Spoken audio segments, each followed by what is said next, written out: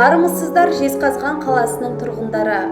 Мен Айтбаева Айдана Қайратқызы Мұхтар Әуезов атындағы кітапхана филиалының кітапханашысымын. Ерлік жырын жырлаймыз атты поэзиялық марафонын кітапханамыздың жетекшісі Махмутова Анар Жамантайқызынан қабыл алдым. Сырбай Мәуленов, соғыстан қайтқан солдаттар. Жаутаңдап қарап дала тұр, көз жасын сүртіп жаңа бір. Хабарсыз ұлын сұрауға жолыңды тосып ана жүр.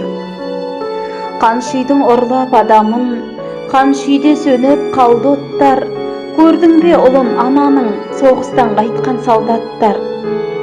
Кешікпей жарым келер деп, төрінен сайлап орынды, батысқа қарап елеңдеп, ару жүр тосып жолыңды. Көтерді бәрін ауырдың, азамат болып ардақтар. Көрдің бе жарын арудың, соғыстан қайтқан солдаттар. Кетерде солдат жарының, ішінде қалған ана жыл. Көкемді айтпай танырмын, деп бір сәби бала жүр. Қайырылмай қалай кетесің, хабарсыз қалай ол тоқтар. Көрдің бе оның көкесін, соғыстан қайтқан солдаттар. Бұл поэзиялық марафонды Қаныш Имантайұлы Сәтбаев атындағы 7-ші мектеп лицейінің 10-шы В сынып оқушысы Бірмағамбет Тоқтамысқа жолдаймын.